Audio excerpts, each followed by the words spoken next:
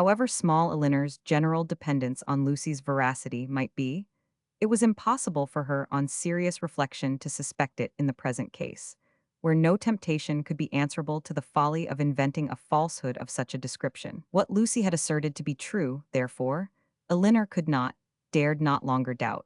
Supported as it was too on every side by such probabilities and proofs, and contradicted by nothing but her own wishes. Their opportunity of acquaintance in the house of Mr. Pratt was a foundation for the rest, at once indisputable and alarming, and Edward's visit near Plymouth, his melancholy state of mind, his dissatisfaction at his own prospects, his uncertain behavior towards herself, the intimate knowledge of the Miss Steeles as to Norland and their family connections, which had often surprised her, the picture, the letter, the ring, formed altogether such a body of evidence as overcame every fear of condemning him unfairly, and established as a fact, which no partiality could set aside, his ill-treatment of herself. Her resentment of such behavior, her indignation at having been its dupe, for a short time made her feel only for herself. But other ideas, other considerations, soon arose. Had Edward been intentionally deceiving her? Had he feigned a regard for her which he did not feel? Was his engagement to Lucy an engagement of the heart? No, whatever it might once have been, she could not believe it such at present. His affection was all her own. She could not be deceived in that. Her mother, sisters, Fanny, all had been conscious of his regard for her at Norland. It was not an illusion of her own vanity. He certainly loved her. What a softener of the heart was this persuasion! How much could it not tempt her to forgive? He had been blamable, highly blamable, in remaining at Norland after he first felt her influence over him to be more than it ought to be. In that, he could not be defended, but if he had injured her, how much more had he injured himself? If her case were pitiable, his was hopeless. His imprudence had made her miserable for a while, but it seemed to have deprived himself of all chance of ever being otherwise. She might in time regain tranquility, but he, what had he to look forward to? Could he ever be tolerably happy with Lucy Steele? Could he, were his affection for herself out of the question, with his integrity, his delicacy, and well-informed mind, be satisfied with a wife like her, illiterate, artful, and selfish? The youthful infatuation of 19 would naturally blind him to everything but her beauty and good nature. But the 4 succeeding years, years which, if rationally spent, give such improvement to the understanding, must have opened his eyes to her defects of education, while the same period of time, spent on her side in inferior society and more frivolous pursuits, had perhaps robbed her of that simplicity which might once have given an interesting character to her beauty. If in the supposition of his seeking to marry herself, his difficulties from his mother had seemed great, how much greater were they now likely to be, when the object of his engagement was undoubtedly inferior in connections, and probably inferior in fortune to herself. These difficulties, indeed, with a heart so alienated from Lucy, might not press very hard upon his patience, but melancholy was the state of the person by whom the expectation of family opposition and unkindness could be felt as a relief. As these considerations occurred to her in painful succession, she wept for him, more than for herself. Supported by the conviction of having done nothing to merit her present unhappiness, and consoled by the belief that Edward had done nothing to forfeit her esteem, she thought she could even now, under the first smart of the heavy blow, command herself enough to guard every suspicion of the truth from her mother and sisters. And so well was she able to answer her own expectations, that, when she joined them at dinner, only 2 hours after she had first suffered the extinction of all her dearest hopes, no one would have supposed from the appearance of the sisters that Elinor was mourning in secret over obstacles which must divide her forever from the object of her love, and that Marianne was internally dwelling on the perfections of a man, of whose whole heart she felt thoroughly possessed, and whom she expected to see in every carriage which drove near their house. The necessity of concealing from her mother and Marianne what had been entrusted in confidence to herself, though it obliged her to unceasing exertion, was no aggravation of Elinor's distress. On the contrary, it was a relief to her to be spared the communication of what would give such affliction to them, and to be saved likewise from hearing that condemnation of Edward, which would probably flow from the excess of their partial affection for herself, and which was more than she felt equal to support. From their counsel or their conversation, she knew she could receive no assistance. Their tenderness and sorrow must add to her distress, while her self-command would neither receive encouragement from their example nor from their praise. She was stronger alone, and her own good sense so well supported her, that her firmness was as unshaken, her appearance of cheerfulness as invariable, as with regret so poignant and so fresh, it was possible for them to be.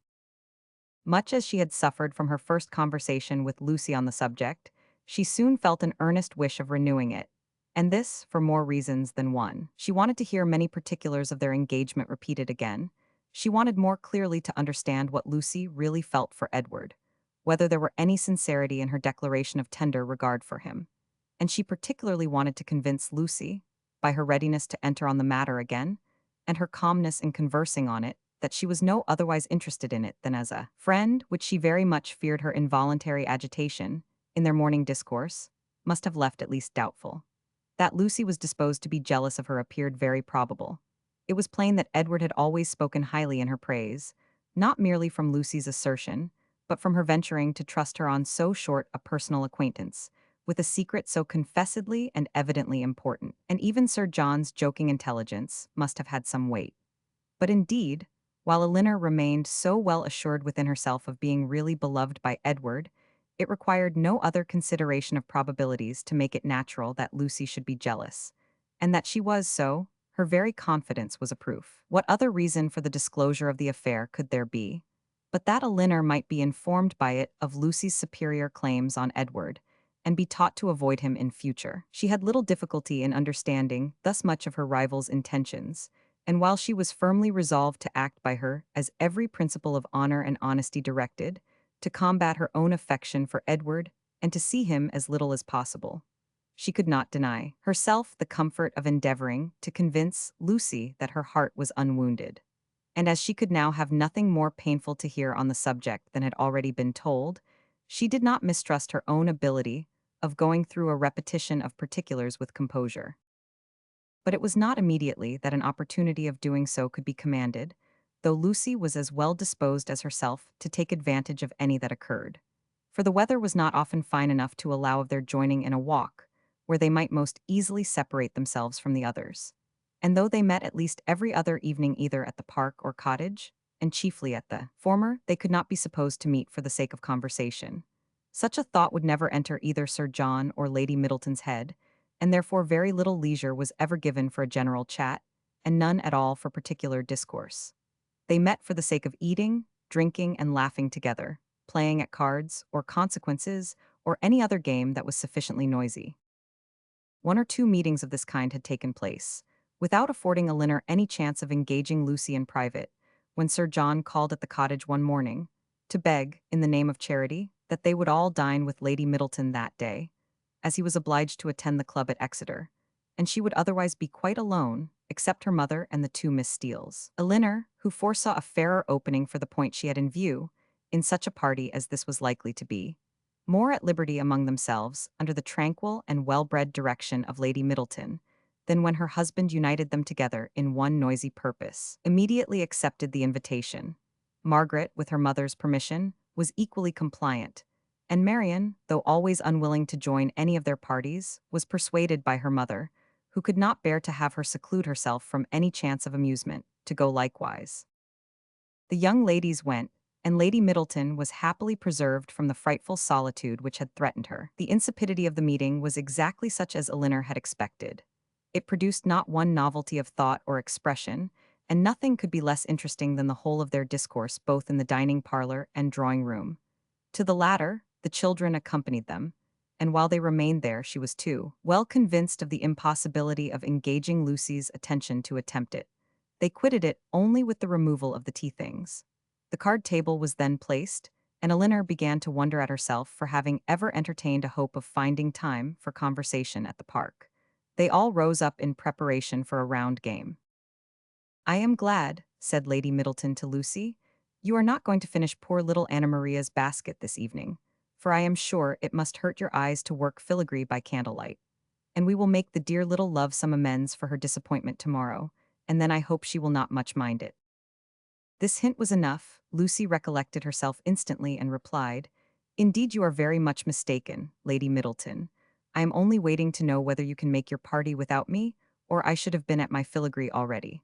I would not disappoint the little angel for all the world, and if you want me at the card table now, I am resolved to finish the basket after supper." "You are very good, I hope it won't hurt your eyes. Will you ring the bell for some working candles? My poor little girl would be sadly disappointed, I know, if the basket was not finished tomorrow, for though I told her it certainly would not, I am sure she depends upon having it done." Lucy directly drew her work table near her and reseated herself with an alacrity and cheerfulness, which seemed to infer that she could taste no greater delight than in making a filigree basket for a spoilt child. Lady Middleton proposed a rubber of casino to the others. No one made any objection but Marianne, who, with her usual inattention to the forms of general civility, exclaimed, "Your ladyship will have the goodness to excuse me. You know I detest cards. I shall go to the pianoforte. I have not touched it since it was tuned." And without farther ceremony, she turned away and walked to the instrument. Lady Middleton looked as if she thanked heaven that she had never made so rude a speech. "Marian can never keep long from that instrument, you know, ma'am," said Elinor, endeavoring to smooth away the offense. "And I do not much wonder at it, for it is the very best toned pianoforte I ever heard." The remaining 5 were now to draw their cards. "Perhaps," continued Elinor, "if I should happen to cut out, I may be of some use to Miss Lucy Steele, in rolling her papers for her, and there is so much still to be done to the basket, that it must be impossible, I think, for her labor singly, to finish it this evening. I should like the work exceedingly, if she would allow me a share in it."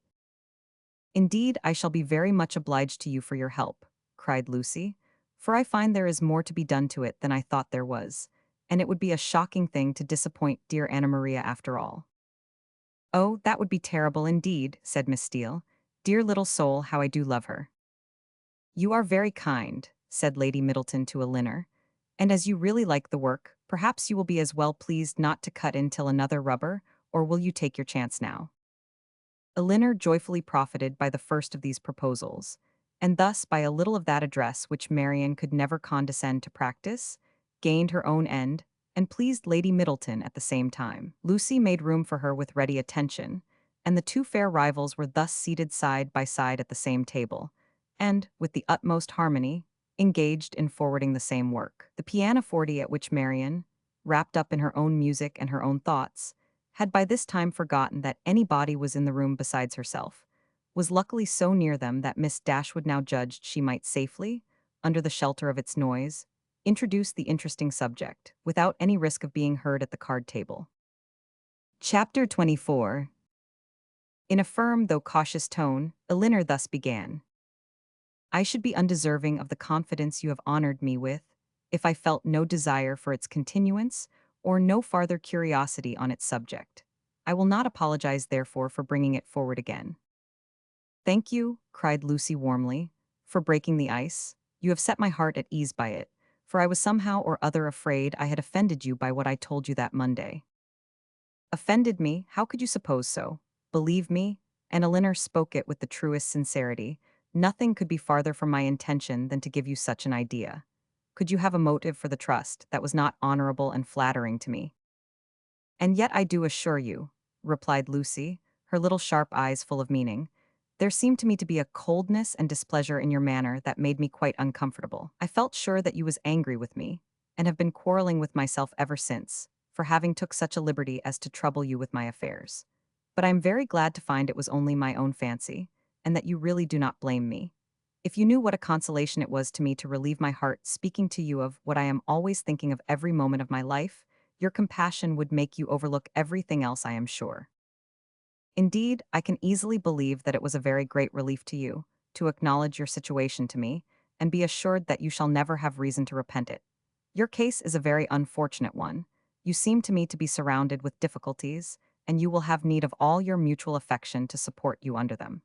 Mr. Ferrars, I believe, is entirely dependent on his mother. He has only £2,000 of his own. It would be madness to marry upon that, though for my own part, I could give up every prospect of more without a sigh. I have been always used to a very small income, and could struggle with any poverty for him, but I love him too well to be the selfish means of robbing him, perhaps, of all that his mother might give him if he married to please her. We must wait, it may be for many years. With almost every other man in the world, it would be an alarming prospect, but Edward's affection and constancy nothing can deprive me of, I know. That conviction must be everything to you, and he is undoubtedly supported by the same trust in yours. If the strength of your reciprocal attachment had failed, as between many people, and under many circumstances it naturally would during a 4 years' engagement, your situation would have been pitiable indeed." Lucy here looked up, But Elinor was careful in guarding her countenance from every expression that could give her words a suspicious tendency.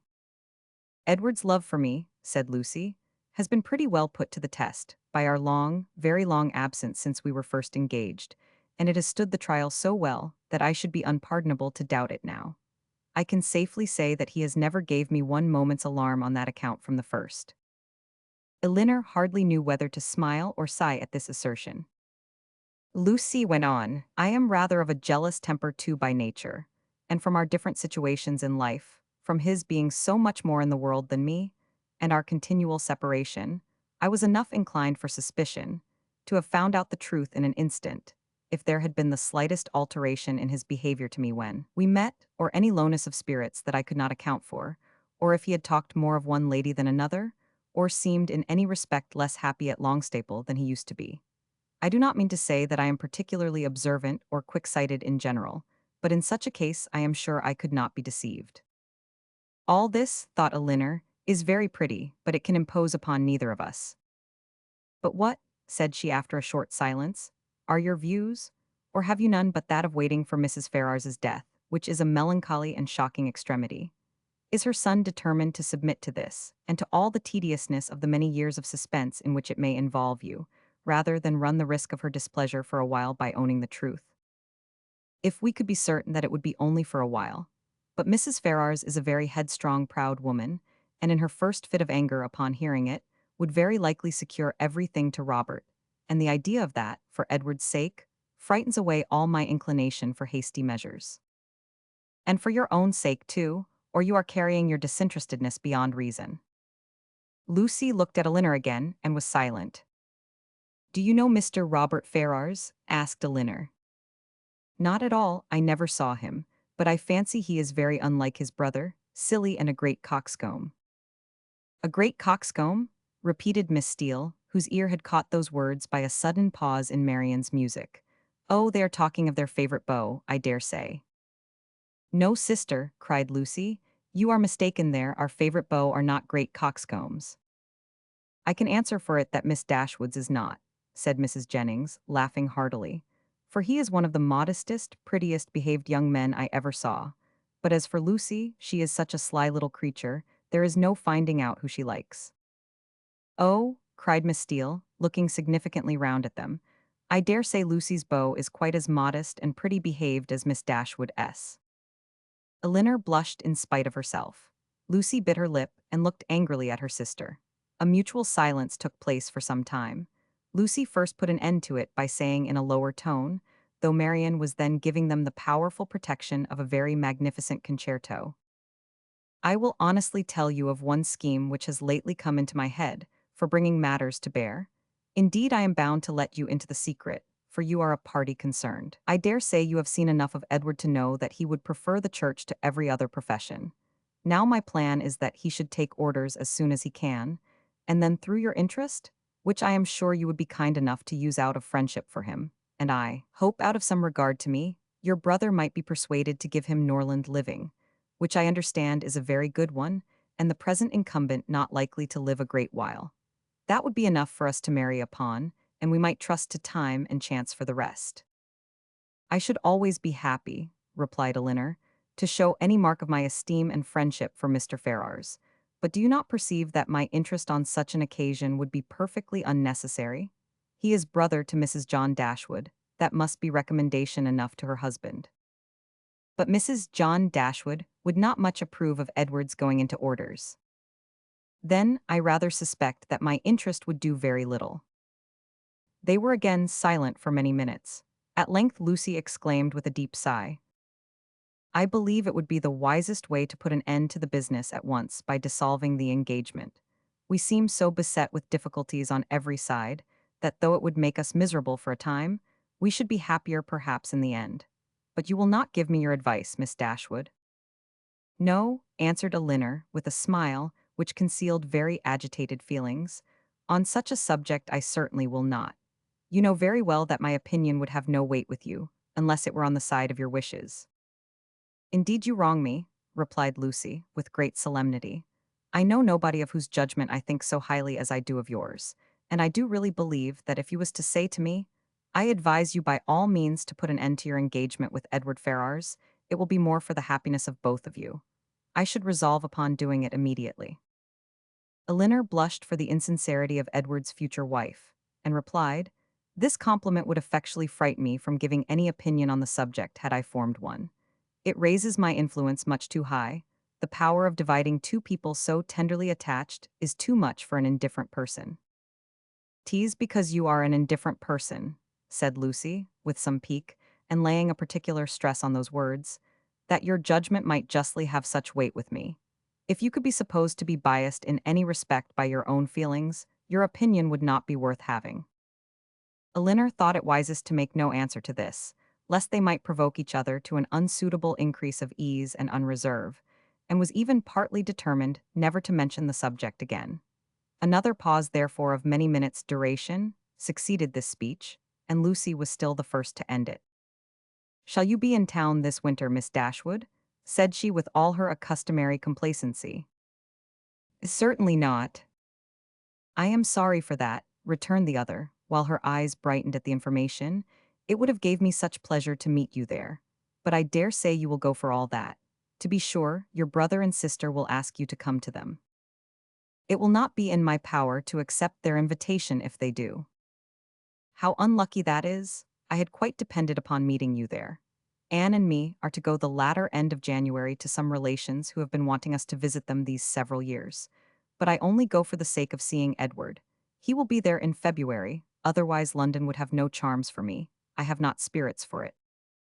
Elinor was soon called to the card table, by the conclusion of the first rubber, and the confidential discourse of the two ladies was therefore at an end, to which both of them submitted without any reluctance, for nothing had been said on either side to make them dislike each other less than they had done before.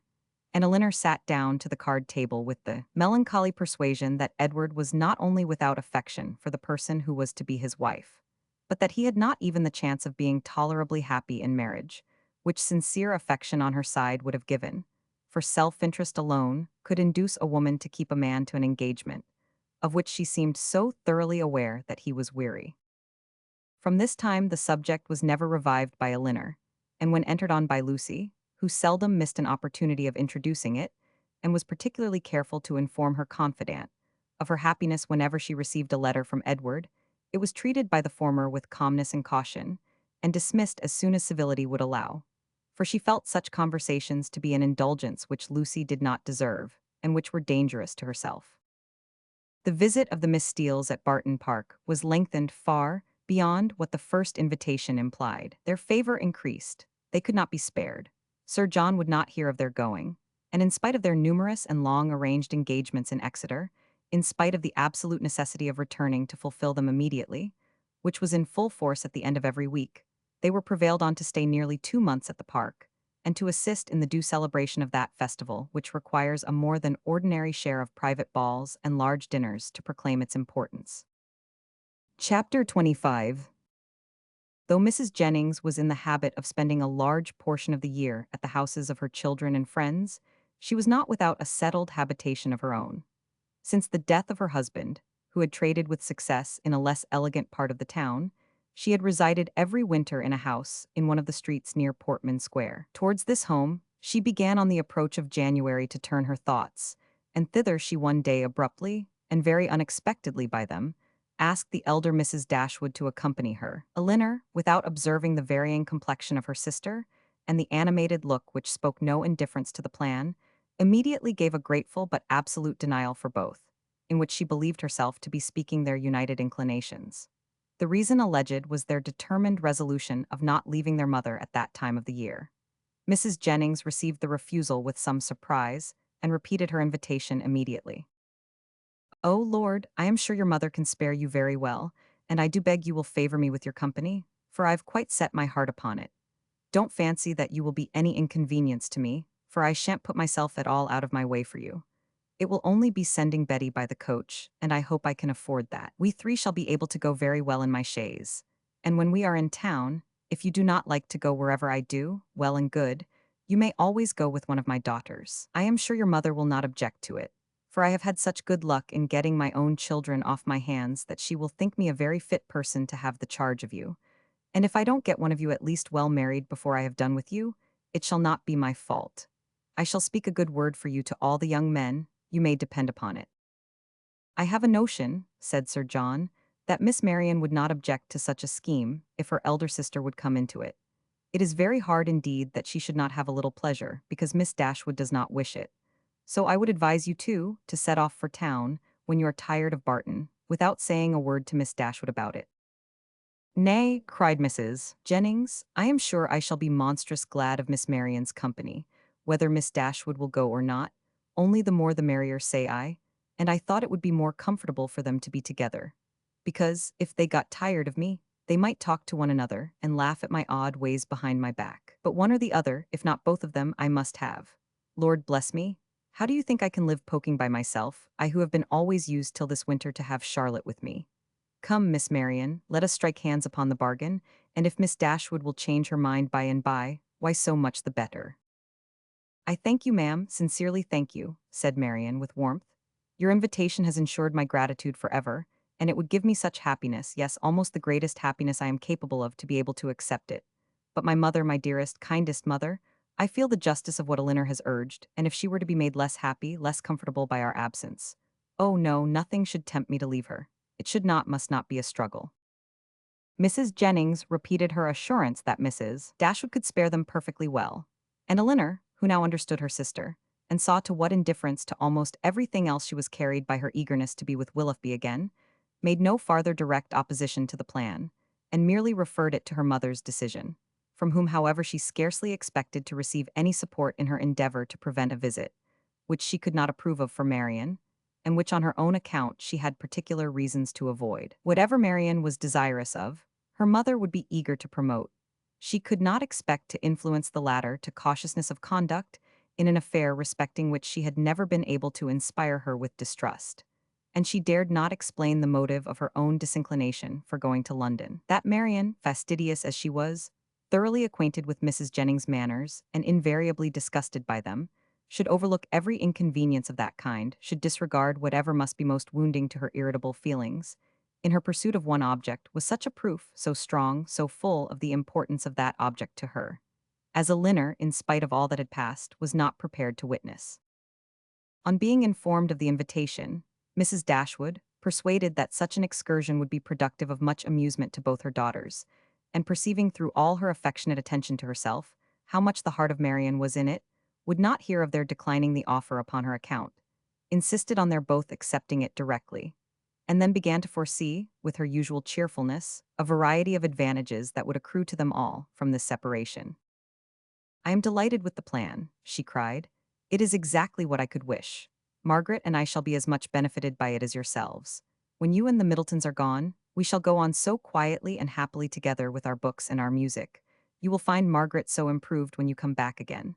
I have a little plan of alteration for your bedrooms too, which may now be performed without any inconvenience to anyone. It is very right that you should go to town.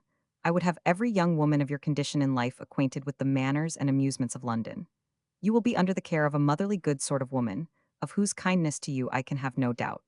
And in all probability you will see your brother, and whatever may be his faults or the faults of his wife, when I consider whose son he is, I cannot bear to have you so wholly estranged from each other.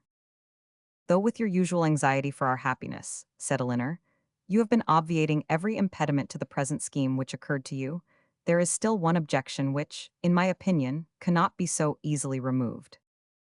Marian's countenance sunk. And what, said Mrs. Dashwood, is my dear prudent Elinor going to suggest? What formidable obstacle is she now to bring forward? Do not let me hear a word about the expense of it. My objection is this: though I think very well of Mrs. Jennings's heart, she is not a woman whose society can afford us pleasure, or whose protection will give us consequence. That is very true, replied her mother, but of her society, separately from that of other people, you will scarcely have anything at all, and you will almost always appear in public with Lady Middleton.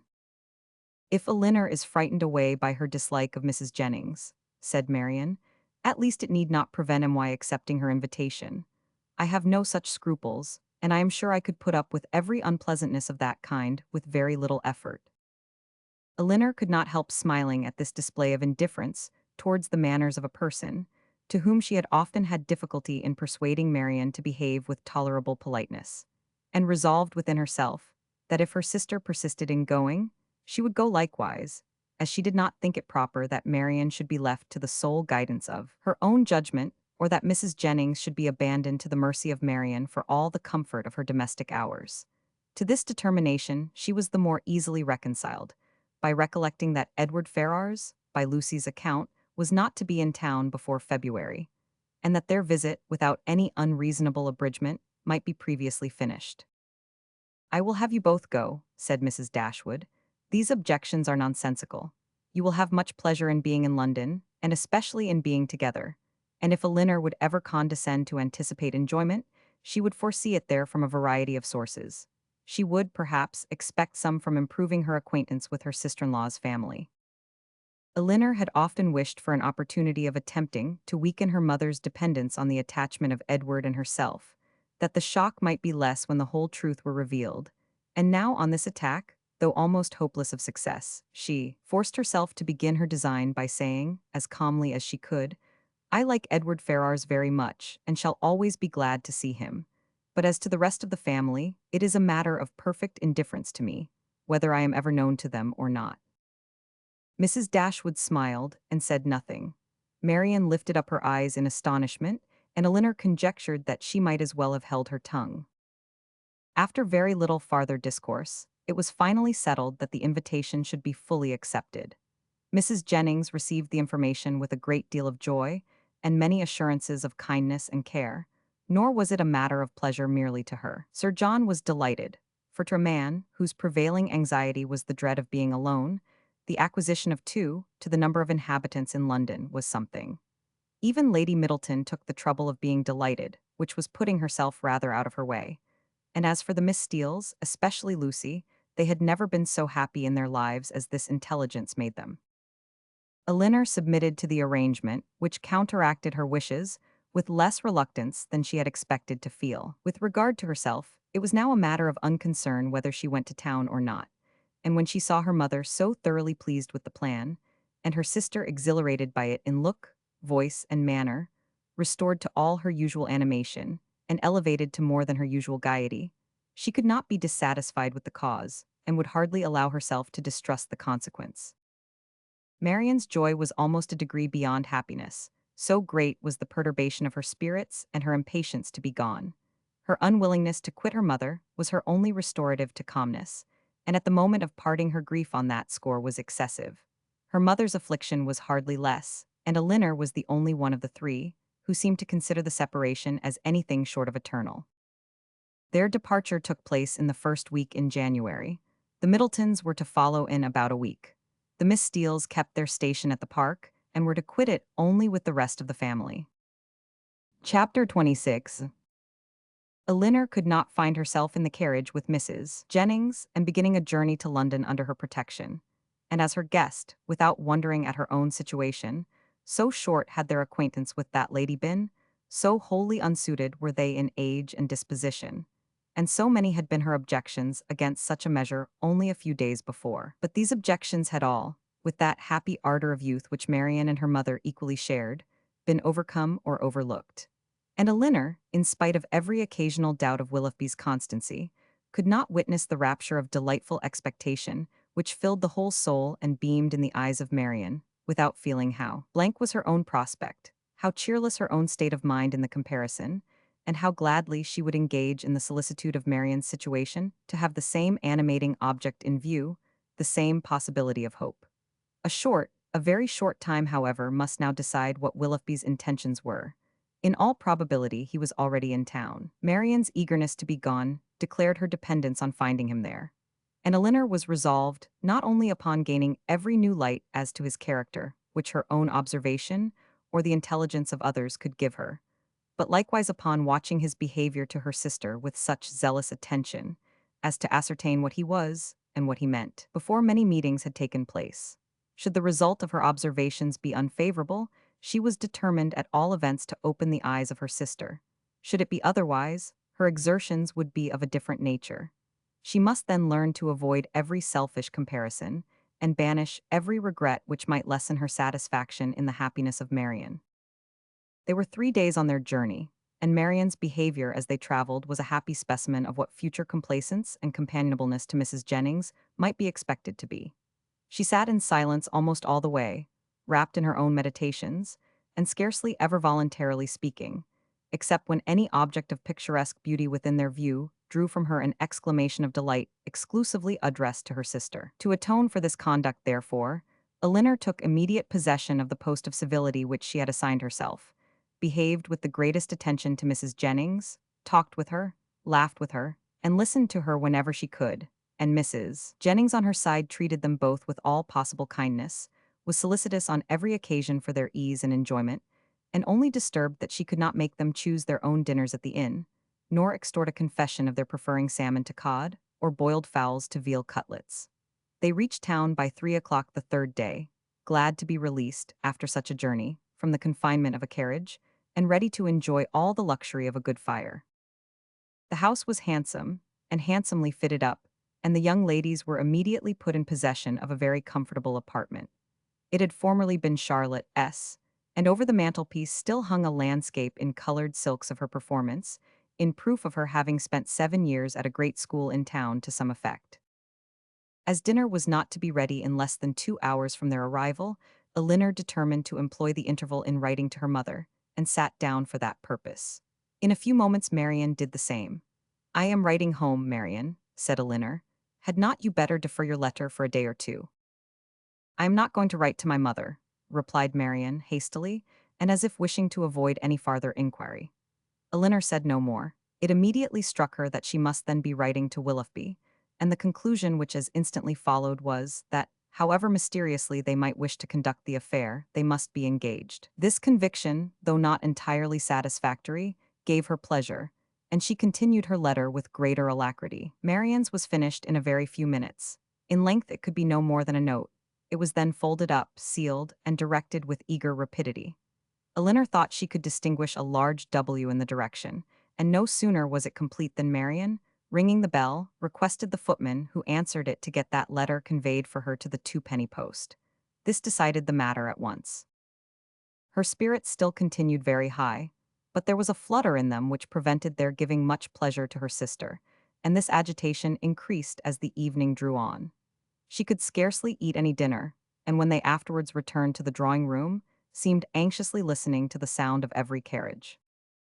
It was a great satisfaction to Elinor that Mrs. Jennings, by being much engaged in her own room, could see little of what was passing.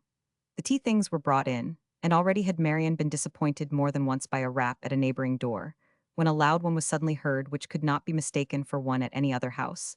Elinor felt secure of its announcing Willoughby's approach, and Marianne, starting up, moved towards the door. Everything was silent. This could not be borne many seconds. She opened the door, advanced a few steps towards the stairs, and after listening half a minute, returned into the room in all the agitation which a conviction of having heard him would naturally produce.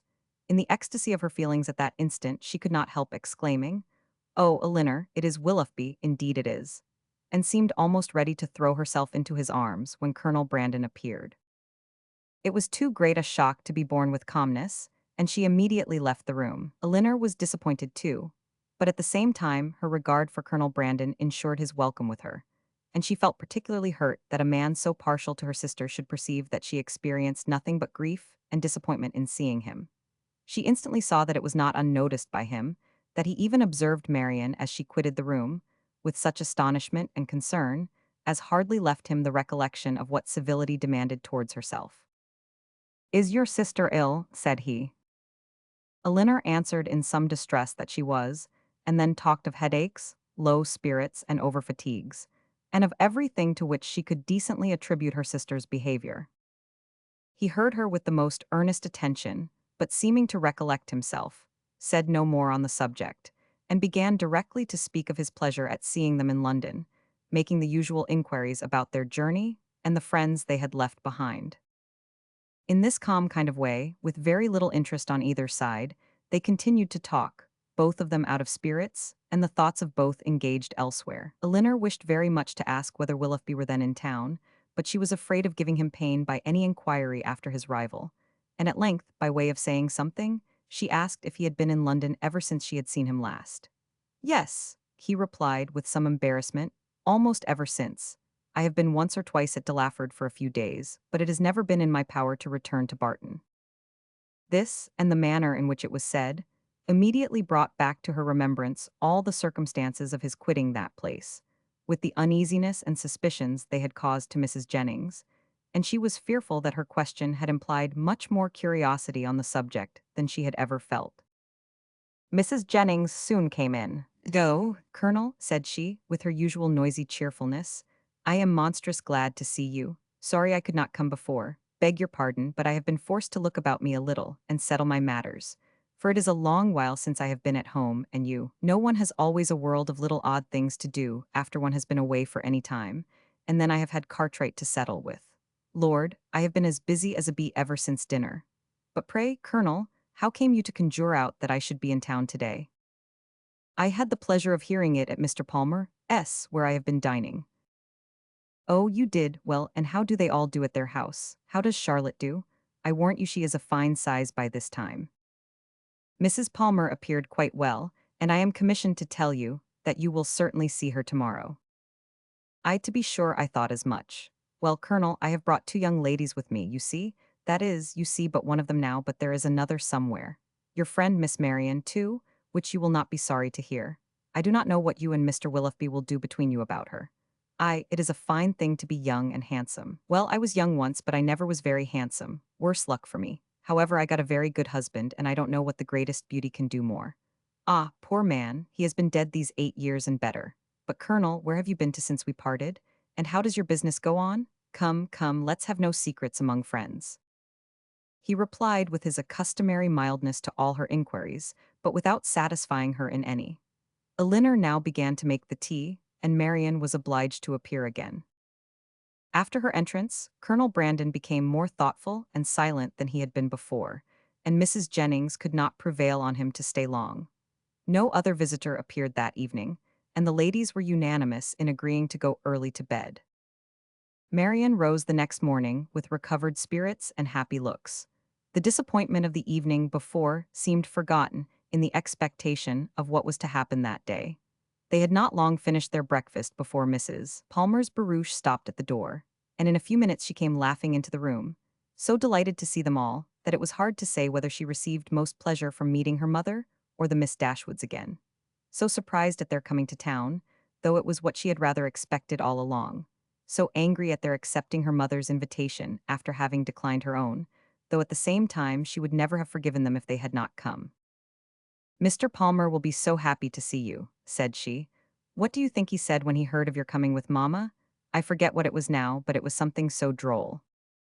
After an hour or two spent in what her mother called comfortable chat, or in other words, in every variety of inquiry concerning all their acquaintance on Mrs. Jennings's side, and in laughter without cause on Mrs. Palmer's, it was proposed by the latter that they should all accompany her to some shops where she had business that morning, to which Mrs. Jennings and Elinor readily consented, as having likewise some purchases to make themselves. And Marian, though declining it at first, was induced to go likewise. Wherever they went, she was evidently always on the watch. In Bond Street especially, where much of their business lay, her eyes were in constant inquiry. And in whatever shop the party were engaged, her mind was equally abstracted from everything actually before them, from all that interested and occupied the others. Restless and dissatisfied everywhere, her sister could never obtain her opinion of any article of purchase, however it might equally concern them both.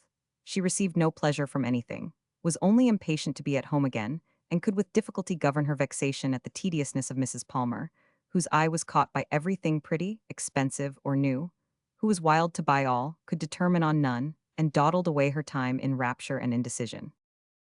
It was late in the morning before they returned home, and no sooner had they entered the house than Marian flew eagerly upstairs, and when Elinor followed, she found her turning from the table with a sorrowful countenance, which declared that no Willoughby had been there. "Has no letter been left here for me since we went out?" said she to the footman who then entered with the parcels. She was answered in the negative.